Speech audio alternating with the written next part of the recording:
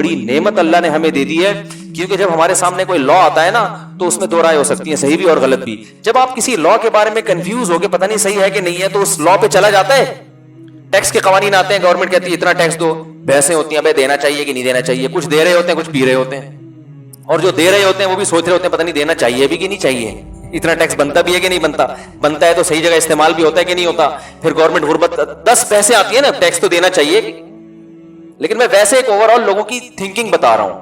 Tax تو جب کسی حکومت میں رہتے ہو دینا چاہیے, قانون ہے, لا کو فالو کرنا چاہیے, لیکن پھر بھی دو رائے بنتی ہے نا.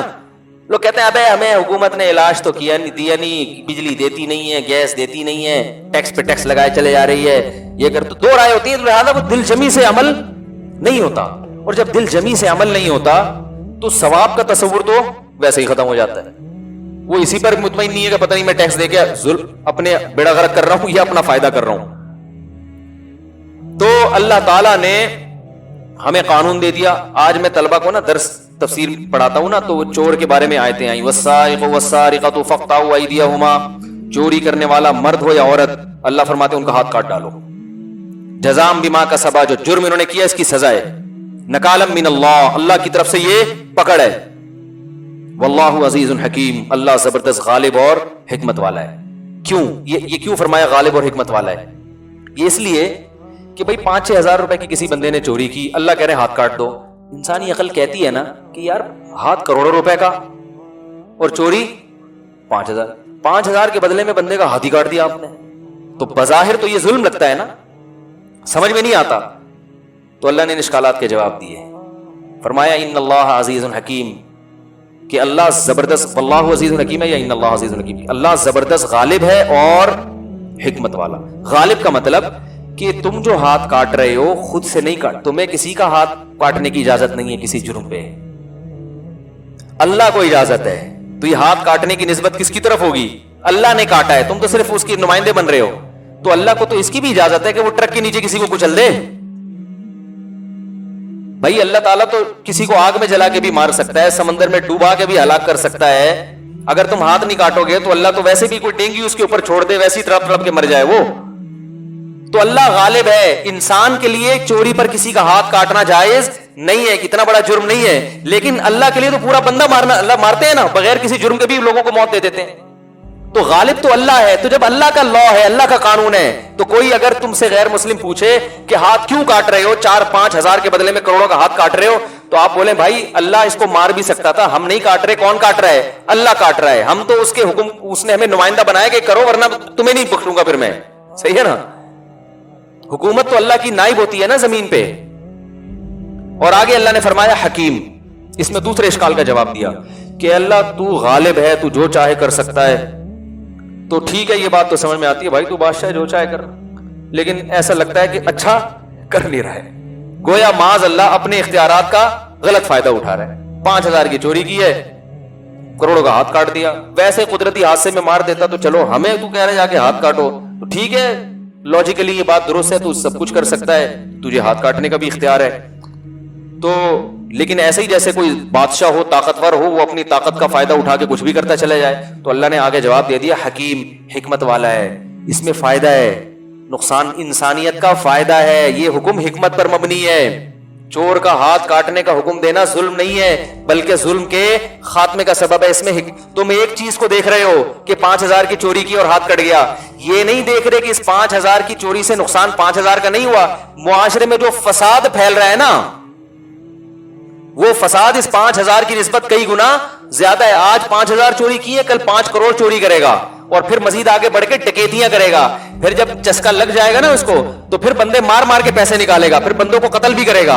ایک ہاتھ کو بچانے کے لیے درجنوں لوگوں کا قتل کروا دو گے تم. تو چور جتنے بھی مجرم ہے نا دنیا میں, وہ پیدائشی مجرم نہیں ہوتے, وہ آہستہ آہستہ. دیکھو آج جو شراب پی رہا ہے تو ڈائریکٹ شراب پہ تھوڑی آیا, وہ پہلے سگریٹ پہ آیا, گٹکوں پہ آیا, پان پہ آیا, جب عادی ہو گیا چلو بھائی یہاں بھی چلو. جو آج قتل و غارت میں لگے ہوئے ہیں, یہ بچپن میں پہلے گھنٹیاں بجا بجا کے بھاگا کرتے تھے. ان کی شرارتیں بس اتنی ہوتی تھیں, ابا سے پٹے نہیں, کسی نے تنبیہ نہیں کی, پھر مسجد سے چپلیں چرانا شروع کر دی, پھر کسی نے مارا نہیں کہ چپل ہی تو ہے, پھر نتیجہ ہوتے ہوتے ہوتے ہوتے لاکر سے پیسے چرانا, پھر ابا کے پر سے, پھر انسان کو جب فری میں پیسہ ملتا ہے نا تو ہوس بہت تیزی سے بڑھتی ہے, پھر اس کے خرچے اتنے ہو جاتے ہیں کہ حلال میں وہ خرچے پورے نہیں ہوتے. جو انہوں نے جو جوانی کا ٹائم حلال کمانے کی صلاحیت میں لگانا تھا وہ ساری صلاحیت چوریوں چکاریوں میں لگ چکی ہوتی ہے. جو وہاں صلاحیت, اب وہ تبھی آپ دیکھیں اس کو, ابھی کیا ہوا کچھ دن پہلے ایک جاننے والے ملے, رشتے دار تو نہیں تھے, وہ بہت بڑے کرکٹر تھے, بین الاقوامی ٹیم میں ان کی سلیکشن نہیں ہوئی تو اب رکشا چلا رہے ہیں وہ. ہم نے کہا یار اتنا بڑا کھلاڑی رکشا کی, انہوں نے کہا بھائی ساری زندگی تو کرکٹ میں لگا دی کہ میں بین الاقوامی ٹیم کا کھلاڑی بنوں گا, اب سلیکشن نہیں ہوئی تو اب آتا کرکٹ کے علاوہ کچھ ہے نہیں, تو اب کمانے کے لیے تو کرکٹ میں اتنا پیسہ تو نہیں, بین الاقوامی ٹیم میں جاؤ تو ملتا ہے نا پیسے, ایسے گلی محلے والوں کو تھوڑی ملتا ہے. تو ساری زندگی تو لگا دی اس میں, اب کیا بیچارہ کیا چلا رہا ہے, رکشا چلا رہا ہے.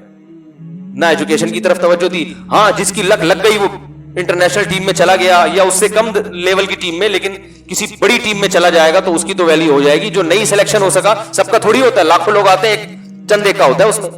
تو ایسے ہی جب چوری چکاریوں میں ٹائم گزار دیا تو اب حلال میں کمانے کی صلاحیت بھی نہیں ہے اور حلال میں اتنا پروفٹ ہے بھی نہیں. چوری میں تو بڑا پروفٹ ہے, بیٹھ یوں کرو بس پتہ ہی نہیں کسی کو کیا خیال ہے.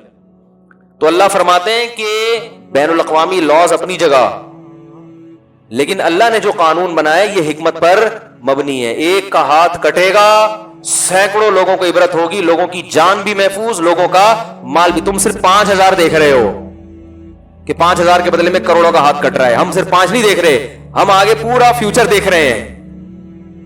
سمجھ رہے کہ نہیں سمجھ رہے؟ اور دوسری بات یہ کہ یہ ضروری بھی نہیں ہے کہ پہلی دفعہ میں پکڑا جائے, یہ تو جب عادت ہو جاتی ہے نا. اکثر حضرت عمر کے دور میں ایک چور پکڑا گیا, اس نے کہا اللہ کی قسم پہلی دفعہ چوری کی معاف کر دیں. انہوں نے فرمایا کہ پہلی دفعہ میں پکڑا نہیں جاتا آدمی, صحیح ہے نا, پہلی دفعہ میں بہت احتیاط کرتا ہے, جب یوز ٹو ہو جاتا ہے کر کے پھر احتیاط چھوڑ دیتا. کئی دفعہ دیکھا نا نہیں پکڑا گیا تو پھر کر لیتا ہے. کل کسی نے بتایا کہ ڈکیتی کے لیے کچھ لڑکے آئے 17-18 سال کے, جن کے ساتھ ڈکیتی, انہوں نے مجھے خود کل واقعہ سنایا. کہہ رہے ان لڑکوں کو میں نے دیکھا پستول ان کے ہاتھ میں تھی, ہاتھ کانپ رہے تھے ان کے, ایسے لگ رہا تھا کہ ابھی یہ ڈکیتی سیکھ رہے ہیں. تو آپ مجھے بتاؤ, کہہ رہے میں نے اس لیے موبائل دے دیا کہ کانپتے ہوئے انگلیاں ایسے چلی نہ جائے. ہاں وہ مجھے, میں نے کہا یار تم نے تو عجیب آدمی ہو, تم نے اس کو جب وہ کانپ رہے تھے تو تھوڑا دھکا وکا لگا دیتے اس کو. کہہ رہے یار مجھے ڈر یہ تھا کہ کانپتے ہوئے میں کہیں نہ چاہتے ہوئے نہ گولی چل جائے. تو اب دیکھو انہوں نے مجھے خود کل کا واقعہ ہے, کہہ رہے ہیں کہ ایسے ہاتھ نہ اس کے ڈاکو کے 17-18 سال کا بچہ تھا. تو آپ مجھے بتاؤ یہ 17-18 سال کا بچہ جس کے بھی ہاتھ کانپ رہے ہیں, تو کیا یہ پہلی دفعہ بندوق پکڑ رہا ہے؟ اس سے پہلے اس نے کبھی چوری نہیں کی ہوگی, یقیناً اس سے پہلے کم درجے کے جرائم کی. اس کا چسکا لگا تو اس نے کہا آپ ذرا ترقی کرو, اور 2-4 دفعہ ہاتھ کانپیں گے. جب لوگوں نے موبائل پکڑا دیا تو پھر اتنا کانفیڈنس پیدا ہوگا کہ کچھ وقت کے بعد ہاتھ کانپنا ختم. پھر تو ایسے بندوق رکھے گا یہاں. وہ ایک اوبر میں سفر کر رہا تھا کچھ دن پہلے, تو ایک اوبر والے کے ساتھ نا میں بیٹھا ہوا, تو اکثر جان پہچان والے ٹیکسی ڈرائیور نکل آتے ہیں, کہہ رہے ارے مفتی صاحب خیریت سے؟ میں نے کہا وہی خیریت سے. کہاں جا رہے ہیں؟ فلاں جگہ جا رہے ہیں. تو مجھے کہنے لگا یار ڈکیتیاں بہت ہوتی ہیں. میں نے کہا کوئی دلچسپ واقعہ ہو؟ کہہ رہے ہیں کچھ دن پہلے کوئی ڈاکو آئے, میں کسی فیملی کو لے کے جا رہا تھا, وہ ڈاکو آئے مجھے کہنے لگے, گاڑی روکی نا, بول نکال موبائل دے اور پیسے دے. کہتے میں نے کہا کچھ اسلحہ تو دکھاؤ. خالی ہاتھ, یہ اس کو ان کو بول رہے ہیں. کہہ رہے ان کے پاس اسلحہ نہیں تھا. اب رات کا اندھیرا تھا تو وہ صرف خوف بٹھا کے نا, تو وہ اوبر کا ڈرائیور مجھے کہہ رہا ہے کہ میں نے ان سے کہا بھائی اگر تیرے پاس بندوق ہے تو دکھا دے, میں اپنا موبائل بھی دوں گا, پیچھے جتنے لوگ خواتین بیٹھی ہوئی ہیں نا ان سے بھی موبائل لے کے تجھے پکڑا دوں گا, اور اگر اسلحہ نہیں ہے تو یہاں سے دفع ہو جا, میں گاڑی کچلتا ہوا نکل جاؤں گا تجھے. اس کے پاس نہیں تھا اسلحہ, وہ بھاگ گئے. میں نے کہا آپ نے تمیز سے ان کو ترغیب دے دی کہ آئندہ جب سفر ڈکیتی کریں گے تو بندوق ساتھ میں رکھیں. وہ میں نے کہا آپ نے ان کو اچھی طرح سمجھا دیا کہ بھائی آئندہ ایسی غلطی نہیں کرنا, کہ آئندہ جب بھی جاؤ تو کوئی پلاسٹک کی گن رکھ لینا, لیکن رکھنا ضرور. تو چلو انہوں نے تو غلط کیا, ان کو اس طرح کی ترغیب دے دی نہ چاہتے ہوئے, ان کی نیت یہ نہیں تھی. لیکن ہوتا تو یہی ہے نا کہ پہلے بغیر اسلحے کے ٹرائی کرتے ہیں, پھر کہتے ہیں یار جو مزہ, اسلحہ پہلی دفعہ پکڑنا ہر آدمی کے بس کی بات نہیں ہے. تو اللہ نے فرمایا کہ اللہ زبردست غالب ہے, جو چاہے حکم نازل کر دے, تمہیں چون و چرا کی اجازت نہیں ہے, میں اپنے اختیارات استعمال کر سکتا ہوں. دیکھو صدر کو اختیار ہوتا ہے نا آج کل, شریعت میں تو اختیار نہیں ہے, لیکن قانون میں آج کل اختیار ہے کہ پھانسی کی سزا کو وہ معطل کر سکتا ہے. تو ہم کہتے ہیں صدر کو اختیارات ہیں, اس نے اپنے اختیارات استعمال کیے بغیر کسی لاجک کے, بس پھانسی کی سزا ختم کر دی. یہ غیر شرعی ہے. اسلام میں صدر کو یا وزیر اعظم کو اختیار نہیں ہے کہ پھانسی کی سزا, یعنی قصاص کے طور پہ اگر کسی کو قتل کر رہے ہیں. تو یہاں بھی اللہ کہہ رہے بھائی میں بادشاہ ہوں, میں نے کہہ دیا ہاتھ کاٹو تو کاٹ دو. اور پھر آگے اللہ نے بتا دیا کہ حکمت ہے, چھپی ہوئی حکمتیں ہیں, ہر حکمت تمہاری سمجھ میں آنا ضروری نہیں ہے. پھر آگے فرمایا وَلِلَّهِ مُلْكُ السَّمَاوَاتِ وَالْأَرْضِ, اللہ کے لیے زمین اور آسمانوں کی بادشاہی ہے. يُعَذِّبُ مَن يَشَاءُ يَغْفِرُ لِمَن, دیکھو قرآن میں اکثر یہ ہوتا ہے يَغْفِرُ لِمَن يَشَاءُ وَيُعَذِّبُ مَن يَشَاءُ, جس کی چاہے مغفرت کرے, جس کو چاہے عذاب دے. لیکن یہاں پر اللہ نے پہلے بیان فرمایا جس کو چاہے عذاب دے, جس کی چاہے مغفرت, کیونکہ چور کے ہاتھ کاٹنے کی بات چل رہی ہے نا, تو میں جس کو چاہوں عذاب دوں. ایک بڑے لبرل قسم کے آدمی تھے, اسلام کے خلاف بہت اعتراضات کرتے تھے. یہ چوری کی, جو چور کا ہاتھ کاٹنے کی سزا ہے نا, اس پہ بھی بہت کہتے یار یہ کیا ہے, 5,000 10,000 روپے چوری کی اور ہاتھ کاٹ دو, یہ کیا ہے. لیکن اللہ نے ان کو ہدایت دی. ایک دن میرے پاس آئے, کہنا یار اگر میں پازیٹیو سوچوں تو اس کی لاجک بنتی ہے. میں نے کہا کیا؟ کہہ رہے ہیں یار یہ اس کی دلیل ہے کہ اسلام جرم کو برداشت, جرم کے معاملے میں بہت حساس ہے. تو یہ پازیٹیو چیز ہے اسلام کی, سمجھ رہے ہیں نا. مجرم کے لیے رعایت, بولو بھائی, سافٹ کارنر کہتے ہیں نا, نرم اسلام کے لیے, نرم یعنی لب و لہجہ اسلام مجرم کے لیے اختیار نہیں کرتا. تو یہ تو جرائم کے خاتمے پر اسلام کی حرص ہے کہ وہ تو دنیا میں جرم مانتا ہی نہیں ہے. تو میں نے کہا یہی بات ہے, اگر پازیٹیو سوچو گے تو پازیٹیو, نیگیٹو سوچتے رہو گے تو جاتے چلے جاؤ, الٹا سوچتے رہو. تو اتنے لوگوں کے, ایک دن مجھے ایک صاحب کہنے لگے یار اگر چور کا ہاتھ کٹے تو سارے ٹنڈے پنڈے ہو جائیں گے, تو سارا آدھا ملک تو چور ہے. تو یہ تو بڑی, یہ تو سمجھ میں اس زمانے میں یہ نہیں ہونی چاہیے. میں نے کہا بھائی جان ایسا نہیں ہوگا, 1-2 کے کٹیں گے تو باقی چوری سے توبہ کر چکے ہوں گے, ٹھیک ہے نا. 1-2 کے کٹیں گے ہاتھ, باقی سب توبہ کر. تو اسلام میں ڈاکو کی سزا بڑی سخت ہے, جو دن دہاڑے لوگوں سے یا رات کو علانیہ لوگوں سے ڈکیتیاں کرتے ہیں. اسلام میں ان کی سزا یہ ہے کہ بھائی اگر یہ گرفتار ہو جائیں, ہاتھ پاؤں کاٹ کے چوک پہ لٹکا دو, قتل کرو ان کو فوراً. یہ جیل ویلے نہیں ہے اسلام میں, جیل میں ڈال دو, 25 سال کیس چل رہا ہے بھائی, گواہوں سے ثابت ہو گیا, فوراً لٹکا کے چوک پہ لٹکا دو. ان یقتلوا او یصلبوا او تقطع ایدیہم وارجلہم من خلاف. تو کہاں سے کہاں بات چلی گئی. تو یہ جو حدود ہے نا, حدود جو اسلام نے بیان کی سزائیں, اس میں گورنمنٹ کو اختیار نہیں ہوتا کہ وہ چاہے تو نافذ کرے, چاہے تو نافذ نہیں کرے. یہاں حکومت پابند ہوتی ہے کہ یہ اللہ کا قانون ہے, آپ کی سمجھ میں آئے نہ آئے آپ نے نافذ کرنا ہے. تو اسمبلیوں میں جو لوگ بیٹھے ہوئے ہیں وہ اگر حدود آرڈیننس کے خلاف کوئی بات کریں گے تو یہ اللہ سے بغاوت شمار ہوگی. وہ اس کے پابند ہیں کہ وہ اس قانون کو پاس کرانے کی کوشش کریں کہ بھائی یہ تو طے شدہ ہے, یہ تو قرآن نے بیان کر دیا, چور کا ہاتھ تو کٹے گا ہی کٹے گا. یہ تو اللہ نے ہمیں آسانی دے دی کہ بہت سے موٹے موٹے قوانین میں ہمارے لیے سوچنے کا آپشن ختم, کیونکہ جو سوچتا ہے وہ کنفیوز ہوتا ہے. کنفیوز ہوگا تو وہ کوئی تبھی ہمارے ملک میں دیکھو نا, قانون بنتے ہی نہیں ہے, بنتے ہیں تو 10 قسم کی آرا سام. اگر اسلامی قانون ہو بھائی چور کا ہاتھ کٹے گا, جو دن دہاڑے یا رات کو دہشت گردی کرے گا اس کو فوراً پکڑ کے چوک پہ لٹکا دیا جائے گا. اب اسمبلی میں اس پر بحث ہو, بھائی شراب پینے والے کو 80 کوڑے لگیں گے, ٹھیک ہے نا, کو ایجوکیشن کو ختم کیا جائے گا. اب بھائی کیوں اس لیے کہ قرآن نے بیان کر دیا.